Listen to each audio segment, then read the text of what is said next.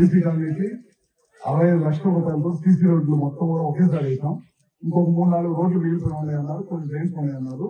రేపు ప్రభుత్వాలే ఇమీడియట్ గా దాన్ని కూడా తప్పని చేపిస్తాము.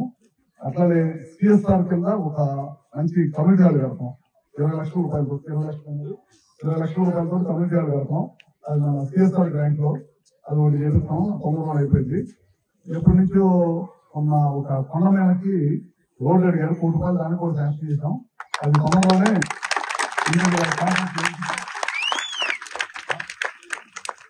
చేయాలి, అది కూడా తొందరలోనే చేపిస్తాం అన్నమాట. ఈ 3 మన గ్రామానికి చేసాము.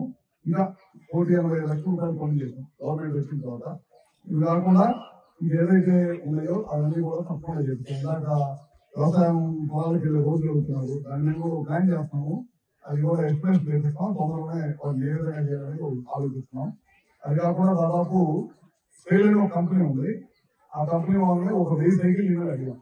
1000 సైకిల్ ఇవ్వమంటే అది కూడా ఇచ్చారు. దాంట్లో భాగంగానే ఇవాళ మీ గ్రామానికి ఒక 350 మంది 56 మందికి మీ గ్రామంలో 6వ తరగతి నుంచి 10వ తరగతి చదువుకుంటున్న మీ గ్రామంలో చదువుకుంటున్న పిల్లలకి ఏ గ్రామాల నుంచి వస్తారో వాళ్ళందరూ కూడా ఈ సైకిల్ ఇస్తున్నాం. అది కాకుండా మన ఊరికి ఆల్రెడీ నాయకులు బస్సు ఇచ్చారన్నారు.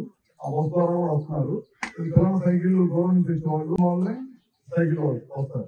ఆ జాగ్రత్తలు తీసుకొని ఆ జాగ్రత్త సైకిల్ ఎట్లా ఏంటి హైవే మీద ఎట్లా రావాలి ఏంటనేది ఆ జాగ్రత్తలు తీసుకొని టీచర్లు చెప్పాలి. అవన్నీ కూడా జాగ్రత్త.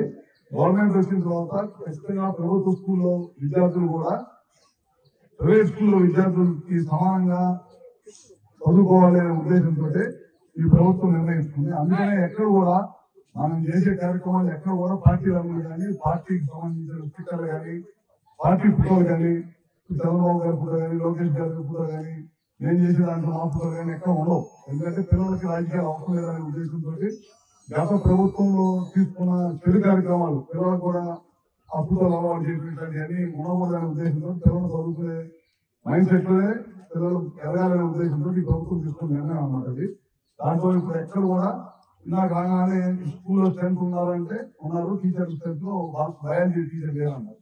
అలాంటివి కూడా ఉండకూడదనే ఉద్దేశంతో వాళ్ళ 16,300 ఉద్యోగాలు ఈ ప్రభుత్వం సంవత్సరం 3 నెలల్లో తీసుకోవడమే కాకుండా వాళ్ళకి జాయినింగ్ పత్రాలు కూడా ఇవ్వడం జరుగుతుంది. 90 రోజుల్లో 9 స్కూల్స్ లో అన్ని స్కూల్స్ లో ట్రైనింగ్ అయిపోయిన తర్వాత జాయిన్ అవుతారు. ట్రైనింగ్ అయిపోయింది 11వ తారీఖు అందరూ కూడా జాయిన్ అవుతారు. జాయిన్ అవడమే కాకుండా ప్రతి సంవత్సరం కూడా లోకేష్ గారు ఏం చెప్పారంటే ప్రతి సంవత్సరం కూడా మేము మా ప్రభుత్వం డిఎస్సీ పెడుతుంది.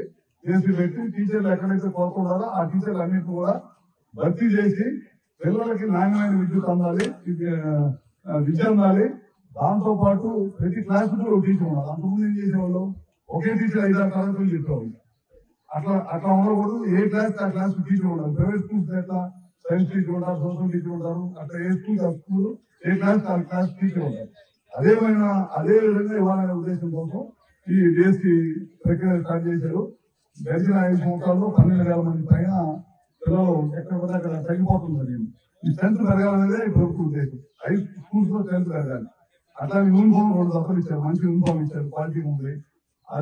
అదేవిధంగా స్కూల్ బ్యాగ్స్ ఇచ్చారు, బెల్ట్ ఇచ్చారు, నోట్ బుక్స్ ఇచ్చారు, డిక్షనరీలు ఇచ్చారు. మళ్ళీ పిల్లలు చదువుకోవడానికి 13,000 కాడికి పిల్లలు ఎంతమంది ఉంటే అంతమందికి ఇచ్చారు. మీ స్కూల్ అందరికి వచ్చినాయా? పిల్లలు చదువుకోవడానికి డబ్బులు వచ్చినాయా?